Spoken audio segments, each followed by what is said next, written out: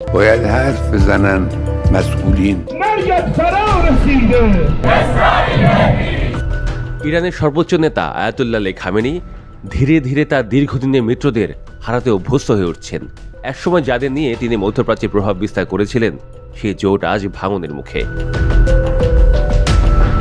সিরিয়ার president Bashar আল আসাদকে ক্ষমতায় টিকিয়ে রাখতে না পারার ব্যর্থতা, ইসরায়েলের ধারাবাহিক হামলায় ইরান সমর্থিত অ্যাক্সিস অফ রেজিস্ট্যান্সের বড় ক্ষতি, আর এবার ভেনেজুয়েলার প্রেসিডেন্ট নিকোলাস মাদুরোর পতন, সব মিলে তেহরানের জন্য সময়টা মোটেও ভালো নয়। সামনে বড় অশনি সংকেত। হুগো চাভেজের আমলে গড়ে ওঠা ইরান ভেনেজুয়েলা মৈত্রীকে একসময় বলা হতো অ্যাক্সিস অফ ইউনিটি। সেই জোট কার্যত ভেঙে পড়েছে মাদুরোর গ্রেফতারের মধ্য দিয়ে। সাবেক এক ইরানি কর্মকর্তা সামাজিক মাধ্যমে ব্যঙ্গ করে লিখেছেন, এখন হয়তো হিজবুল্লাহ নিরস্ত্রীকরণও মেনে নিতে হবে।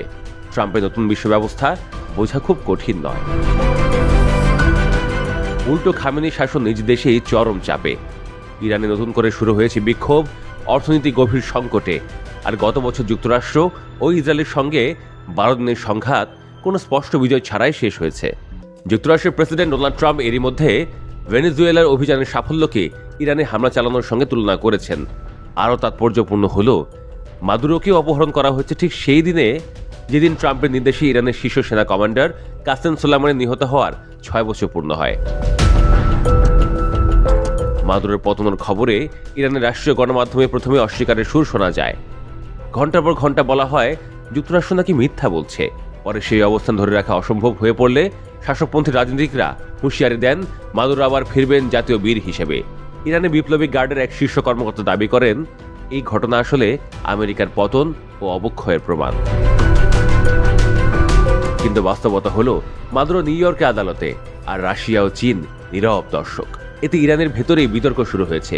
বিপ্লবী গার্ড ঘনিষ্ঠ বিশ্লেষকরা বলছেন, আন্তর্জাতিক আইন এটি ভ্রান্ত ধারণা, টিকে থাকতে চাইলে সামরিক অর্থনৈতিক শক্তি দরকার।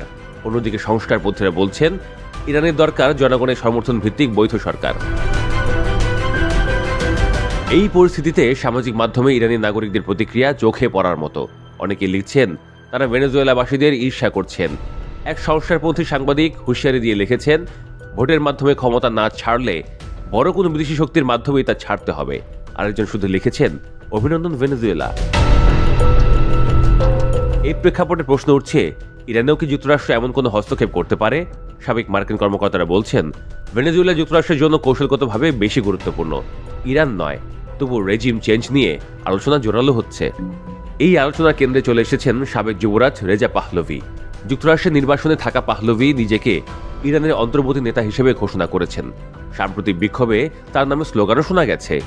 যদিও তিনি সরাসরি সামরিক হস্তক্ষেপের পক্ষে নন বলে দাবি করেন, তবুও যুক্তরাষ্ট্র ও ইসরায়েলের সাম্প্রতিক হামলায় বিরোধিতা করেননি। তবে বিশ্লেষকদের মতে, ভেনেজুয়েলার মতো ইরানেও যুক্তরাষ্ট্র প্রবাসী বিরোধীদের বাদ দিয়ে ভেতর থেকে কাউকে সামনে আনতে পারে। এমনকি মার্কিন কর্মকর্তারাই বলছেন, ইরানের বিরোধীরা ঐক্যবদ্ধ নয়। ইরানের ভেতরে বিক্ষোভ বাড়ছে, খামেনি ক্রমেই একঘরে হয়ে পড়ছেন। ফলে ঘটনার ঘন ঘটায় ঘনাচ্ছে অনিশ্চয়তা কালো মেঘ।